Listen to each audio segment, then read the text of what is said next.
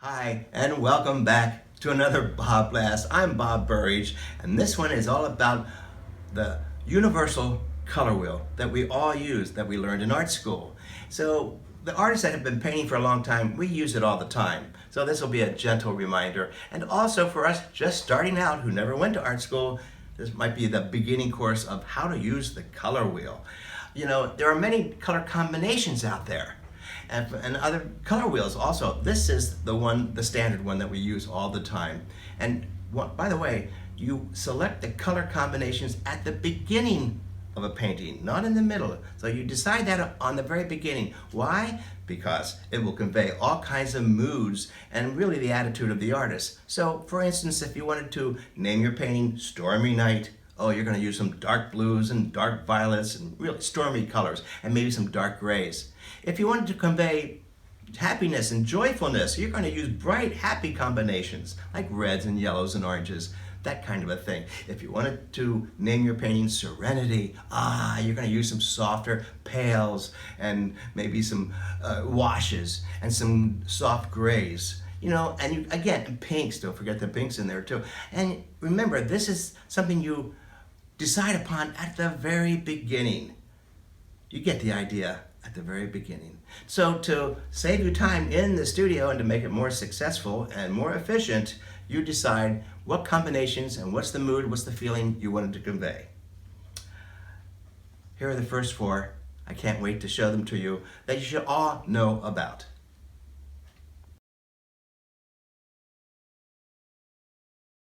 And here we go. So you see here there are 12 colors on the color wheel, plus the spinning indicator that helps the artist in the studio how to choose which specific colors. Here they are. The first one is called Monochromatic. There it is.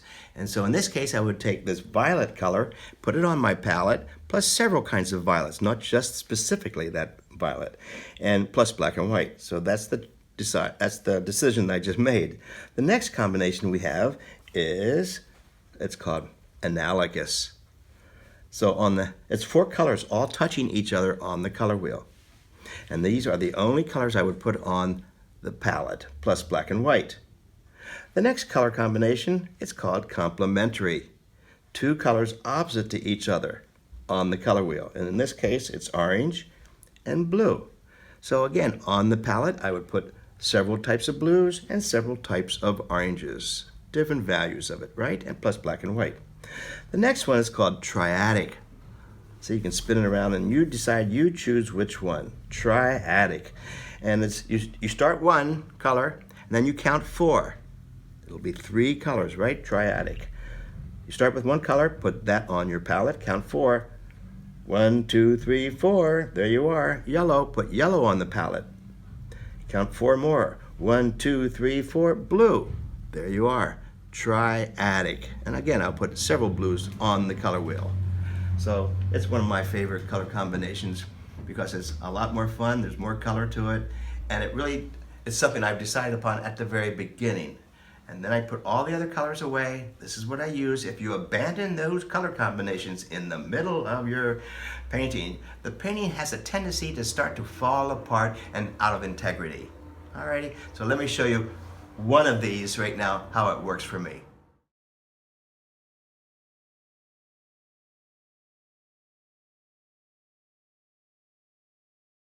So for an example, here I'm going to use Triadic. Red, yellow, blue, the primaries.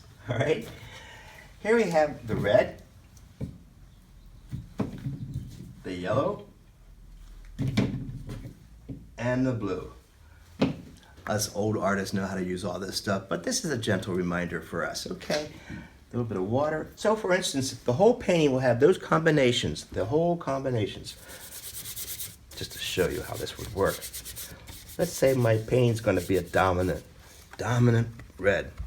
Watch how this works and how it just seems to come together. A little bit of yellow. Look at that yellow in here. Huh? Right? This looks like it might end up being a happy painting. All right? Excitement. Circus colors. A little bit of blue.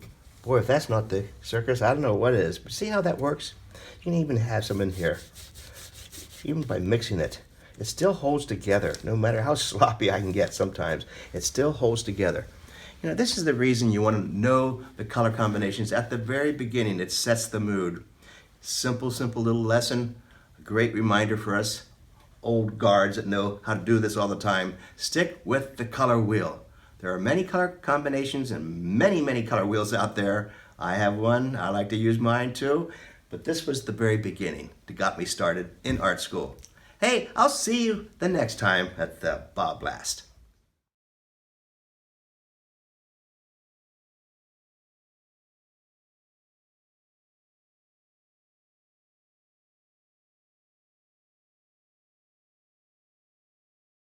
Hi there, I'm Bob Burridge, and I'm inviting you to my next riverboat cruise painting workshop hosted by the Dillman's Resort. Guess where I'm going? Stay tuned.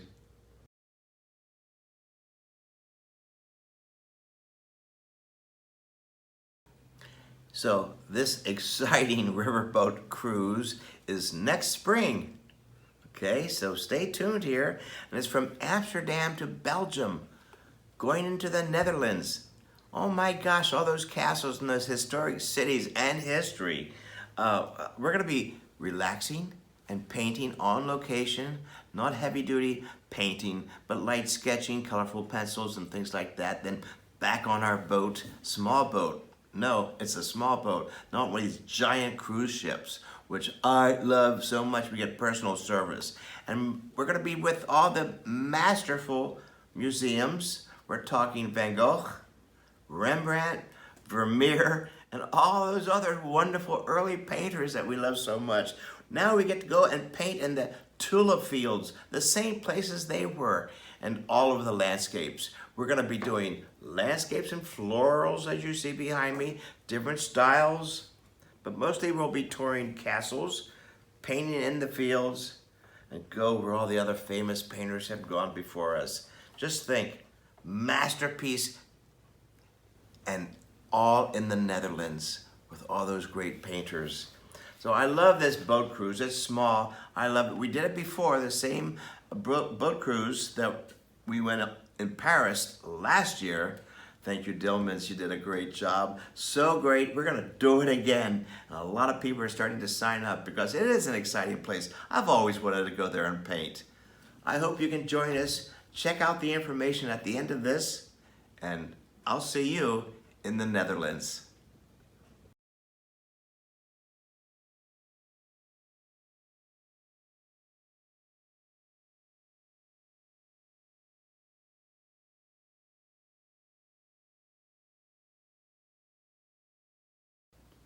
Hi there, and as most of you know, I love drawing the undraped model, especially in my workshops.